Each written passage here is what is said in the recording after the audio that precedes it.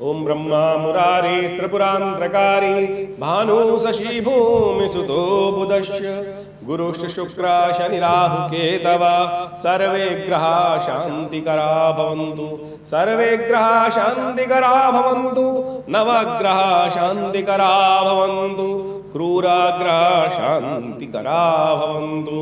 गुरुर्ब्रह्मा गुरुर्विष्णु गुरुर्देवो महेश्वरा गुरु साक्षात् परब्रह्म तस्मै श्री गुरुवे नमः। नमस्कार, स्वागत है आपका आचार्य वाणी में। मैं आचार्य विक्रमादित्य आपके साथ हूँ। आज का विषय हमारा है कि कुंभ राशि वालों के लिए परिवर्तन जो सूर्य का हुआ है वो क्या कुछ करने वाला है।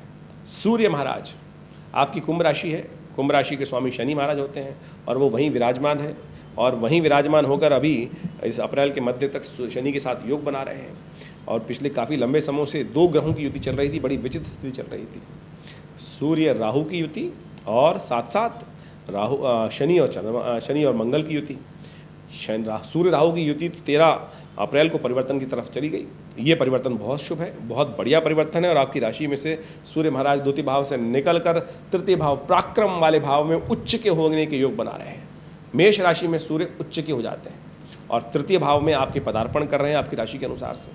और ये पराक्रम भाव में सूर्य का उच्च का होना बहुत जबरदस्त स्थिति को उत्पन्न करने वाला है, लाभ की स्थिति को उत्पन्न करने वाला है। और ये ग्रह विशेष तौर पर आपकी राशि के अनुसार से यदि समझें तो आपके लिए कई प्रकार से बहुत जबरदस्त लाभ के योग बना सकता है।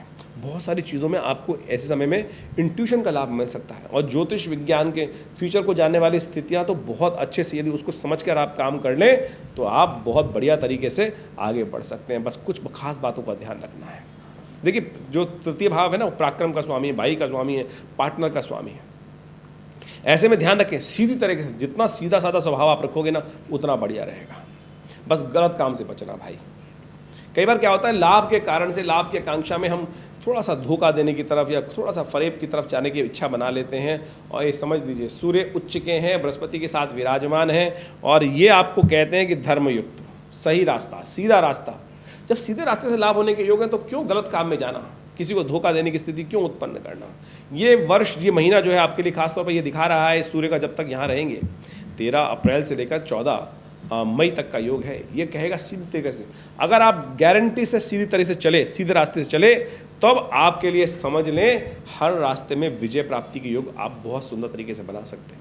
लेकिन शनि महाराज इस वक्त आपकी राशि के अनुसार से लग्न में बैठकर मंगल के साथ सूर्य और राहु बृहस्पति पर दृष्टि डाल रहे हैं और ये आपकी बुद्धि में, पराक्रम में कहीं ना कहीं कुटिलता देने के योग बना सकते हैं। समझ लीजिए, हमने आपको कहा आपकी कुंभ राशि वालों, सीधे रास्ते, सही रास्ते, धर्म के रास्ते से ही आपको लाभ प्राप्ति के योग बनते दिखाई दे रहे हैं। तो इस बात से ध्यान से रखने का प्रयास कीजिएगा।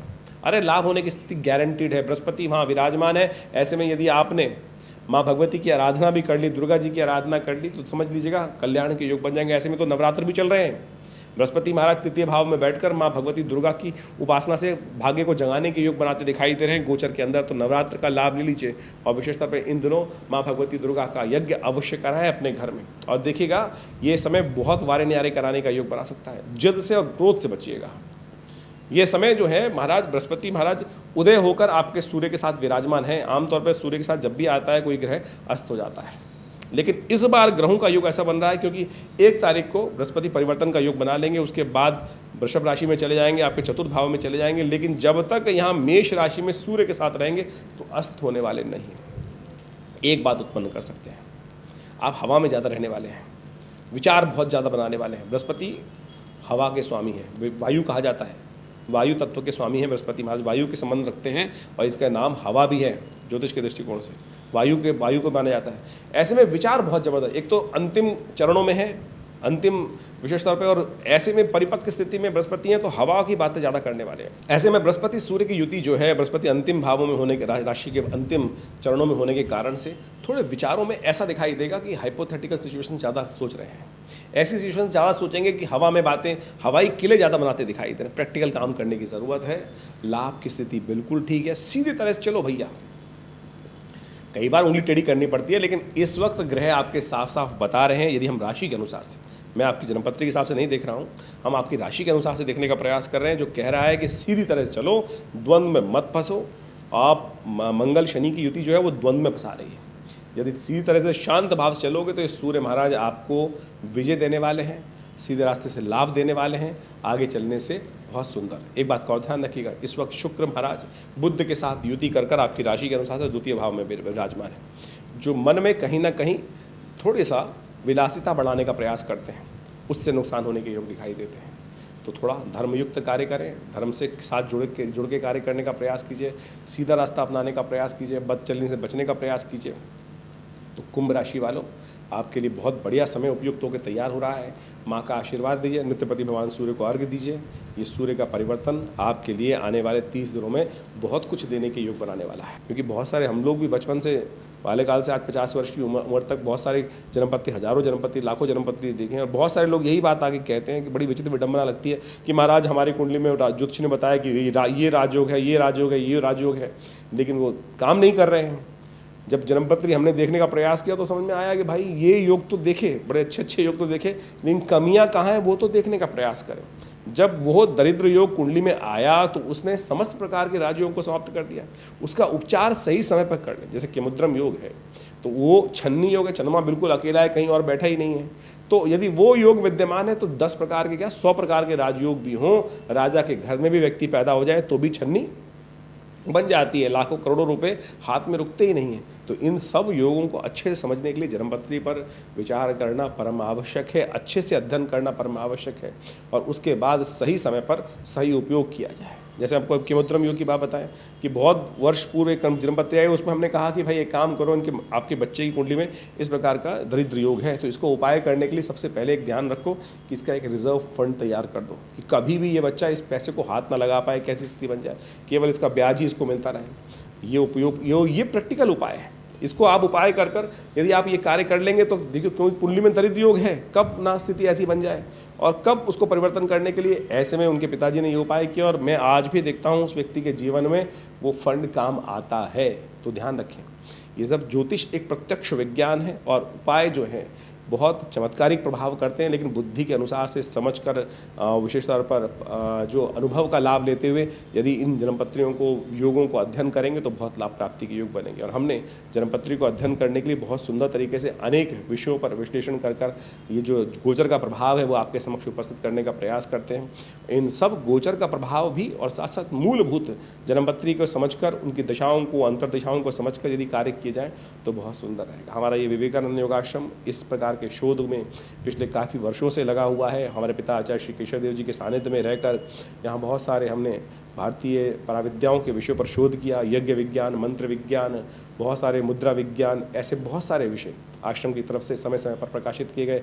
50 से ऊपर विभिन्न पुस्तकें आश्रम के द्वारा प्रकाशित की गई हैं, स्वप्न विज्ञान के ऊपर, मंत्र विज्ञान के ऊपर, यज्ञ विज्ञान के ऊपर, भक्ति के ऊपर, कुंडलनी महाविद्या के ऊपर, मंत्रों के किस प्रकार से कार्य होते हैं, मंत्र कौन से कार्यों में विशेष करते हैं, कभी कोई मुकदमा आ जाए, कोई ऐसी स्थिति बन जाए, कैसे अनुष्ठान कार्य करते हैं, महामृत्युंजय मंत्र कैसे कार्य करेगा, मंत्र में शब्द का प्रयोग किस प्रकार से किया जाए।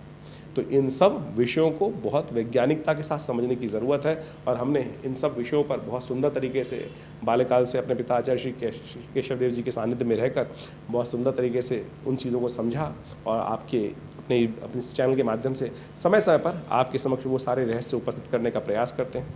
आप विवेकानंद योगाश्रम में स्वयं भी आ सकते हैं। यहाँ नित्य 8 घंटे करीब यज्ञ होता है और रविवार को उस कार्यक्रम में सब लोग वहाँ उपस्थित होकर सुंदर तरीके से माँ भगवती के सानिध्य में यज्ञ करते हैं। माँ भगवती पीताम्बरा जगदम्बा की बहुत सुंदर दिव्य प्रतिमा यहाँ उपस्थित है, जो 1947 में मुल्तान से 500 साल पुरानी प्रतिमा हमारे आश्रम पे प्रतिष्ठित की गई हैं। वो जब कोई व्यक्ति लेकर आए और उन्होंने यहाँ विवेकानंद योगाश्रम में प्रतिष्ठित करी, तो आप भी विवेकानंद योगाश्रम में सानिध्य, माँ भगवती का सानिध्य लेकर अपने जीवन में चमत्कार देख सकते हैं। और ये ज्योतिष के विषय जो है कहीं कपोल कल्पित नहीं है, प्रत्यक्ष है। इसको बहुत अच्छे से समझने का प्रयास करना। लेकिन समस्या क्या हो गई है, आज ज्योतिष जो है वो दुकानदारी बन गई है। कोई नग बेच रहा है, कोई कुछ बेच रहा है, दुकानें बना दी हैं लोग। कई लोग तो ऐसे हैं कि हाथों में 8-8, 10-10 अंगूठियाँ पहन के घूमते हैं। मैं भी जब एक बार एक चैनल पर सबसे पहले गया तो मुझे कहा गया कि महाराज आपने ना नग पहन रखे हैं, ना मालाएँ पहन रखी हैं, और ऐसे में तो ज्योतिष की जो इमेज होती है वो इसी प्रकार से की जाती है। तो भैया हमने कहा देखिए, हम तो इसी प्रकार से सीधी तरीके से बैठ के प्रोग्राम देंगे, आपको बैठना कराना हो कराएं, ना कराना हो ना कराएं। लेकिन मैं आज भी देखता हूं कि होड़ लगी हुई है लोगों में वो टीवी पर बैठे हुए ज्योतिषी अपनी मालाओं को दिखाने के लिए कि मैं उसने 4 पहन रखी है तो मैं 8 क्यों ना पहनूं, इस विषय पर ज़्यादा कार्य करते हैं लोग। लेकिन प्रत्यक्ष जो अध्ययन है, शास्त्र के सम्मत हैं, उस पे बात कम करने का प्रयास करते हैं। तो मैं, आप देखते होंगे नेशनल चैनल्स पर, सब जितने बड़े चैनल्स हैं उन सब पे उपस्थित रहा और बहुत समय पर रहता भी हूँ। लेकिन वास्तविक तौर पे सत्य को, ज्ञान को, शास्त्र को अपने रूप से समझाने का प्रयास करते हैं। बाह्य आवरण बहुत सारे लोग बनाने का प्रयास करते हैं, लेकिन उस बाह्य आवरण से कोई फ़ायदा होने वाला नहीं है। आइए विवेकानंद योग आश्रम में हमारे बहुत सारे शोध के साथ जुड़ें, बहुत सारी पुस्तकें जो आश्रम से प्रकाशित हैं उन सब का अध्ययन लें। यहाँ आश्रम पर बहुत बड़ा हॉस्पिटल विराजमान है, योग प्राकृतिक चिकित्सा का एक बहुत सुंदर सेंटर है, मुद्राओं पर अद्भुत कार्य किया गया है। आपको पता है ज्योतिष विज्ञान के अनुसार से आप विभिन्न ग्रहों का उपचार करने का प्रयास करते हैं। सूर्य का आप उपचार करने का प्रयास कर रहे हैं, सूर्य को किस प्रकार से ठीक किया जाए, तो ये सूर्य मुद्रा है। यदि सूर्य आपकी कुंडली में नेगेटिव प्रभाव कर रहा है तो केवल ये सूर्य मुद्रा अंगूठे के द्वारा इस प्रकार से उंगली को लगा देने से सूर्य मुद्रा बन जाती है। अद्भुत रूप से सूर्य की शक्ति, किसी का सूर्य नेगेटिव है उसको ठीक करना है तो इस मुद्रा का अभ्यास करते हुए यदि ओम गणे सूर्य आदित्याय नमः इस मंत्र का जप करें तो आप समझें आप बहुत प्रकार से अपने सूर्य की नेगेटिव प्रभाव को ठीक करने का प्रयास कर सकते हैं। और साथ साथ यदि शनि खराब है, शनि का दुष्प्रभाव ठीक हो ही नहीं रहा है, तो ये सबसे बड़ी उंगली को, ये शनि की उंगली है, अंगूठे के बेस पे लगाकर इस प्रकार से मंत्र जप ओम प्रांग प्रींग प्रोंग से शनिश्चराय नमः इस मुद्रा से कर लिया जाए तो हमने देखा कि किसी नग की आवश्यकता नहीं है, किसी और चीज़ की आवश्यकता नहीं है। केवल इन मुद्राओं का अभ्यास कर कर आप बहुत सारे ग्रहों के योग को, नेगेटिव योगों को पॉजिटिव में परिवर्तित करने का प्रयास कर सकते हैं। इसी प्रकार से ज्ञान मुद्रा आपको पता होगी, बृहस्पति, ये उंगली बृहस्पति की है और इसको यदि अंगूठे के साथ लगा दिया जाए तो ये ज्ञान मुद्रा बन जाती है। बृहस्पति के शुभ फल को प्राप्त करने के लिए, बृहस्पति कमज़ोर है किसी का और लेके हर ज्योतिषी जो है वो अपने रत्न को बेचने के लिए दूसरे का रत्न हमेशा नेगेटिव कहेगा, अपने रत्न को पॉजिटिव कहेगा। हमेशा ज्योतिषी विज्ञान जो आज की दुकानदारी चलाते हैं कि ज़रूरत नहीं है आपको लाखों रुपए के उस पुखराज पत्थर को पहनने की, ज्ञान मुद्रा का अभ्यास कीजिए। पहली उंगली अंगूठे के साथ लगाकर ये ज्ञान मुद्रा बन जाती है, शास्त्रोक्त है। आप सोचें भगवान कृष्ण भी इसी मुद्रा में गीता का उपदेश दे रहे थे। कहा जाता है प्रपन्न पारिजाताय तोत्र वेत्रे पाणय ज्ञान मुद्राय कृष्णाय गीतामृतवे नमः, कि भगवान कृष्ण ने गीता का अमृत जो ज्ञान था, इसी ज्ञान का स्वरूप बृहस्पति, और ये बृहस्पति की उंगली अंगूठे के साथ जोड़ देने से ज्ञान मुद्रा बन जाती है। तो अद्भुत प्रकार से आपके वास्तविक तौर पर हम इन्हीं रहस्यों के ऊपर इस चैनल के माध्यम से आपको समझ जोड़ने का प्रयास करते हैं। आशा करते हैं आप भारतीय पराविद्याओं को सही रूप से समझेंगे और दुकानदारी से हटकर कि विभिन्न ग्रहों को ठीक करने के लिए दुकानदारी ऐसी विचित्र हो गई है। शनि का तो बाजार आज की तारीख में इतना बड़ा व्याप्त हो गया है कि तेल पर तेल, हर कोने पर, हर दुकान, हर गली के कोने पर एक शनि मंदिर उपस्थित हो गया। शास्त्र में कहाँ वर्णित है शनि के मंदिरों को बनाने का वर्णन कहाँ मिलता है शास्त्रों में? आप सोचें कि ऐसे ऐसे लोग आते हैं 100 टीन तेल के चढ़वा देते हैं शनि महाराज पर। कहाँ, मैंने कभी एक बार बात करी, भैया कहाँ डालते हो उन तेल को? कहते हैं ज़मीन के अंदर डाल देते हैं। ज़मीन के अंदर डालते हो तो ज़मीन को और ख़राब कर रहे हो। एक इतनी मेहनत से निकाला गया तेल और उसका परिष्कृत पद्धति, और उसके बाद आपने उसको ज़मीन के अंदर डाल दिया, टॉक्सिन कर दिया, ज़मीन को भी खराब किया। तो शास्त्र में कहीं इस प्रकार का वर्णन नहीं है। तो शास्त्र के अनुसार से समय समय पर हम लोग इन सब बातों को आपके समक्ष रखने का प्रयास करते हैं। आज समय मिला तो हमने इस बात को भी आपके राशि के अनुसार से रखा, लेकिन और भी बात करें। आशा करते हैं आप इन सब बातों को पॉजिटिव रूप में लेने का प्रयास करेगा। हम किसी पे आक्षेपित करने का प्रयास नहीं कर रहे हैं, लेकिन ज्योतिष प्रत्यक्ष विज्ञान है। भारतीय संस्कृति में कहीं कोई दुकानदारी नहीं दी गई है। यदि आप विश्वास करेंगे तो आपके जीवन में चमत्कार ज्योतिष उपस्थित कर सकता है।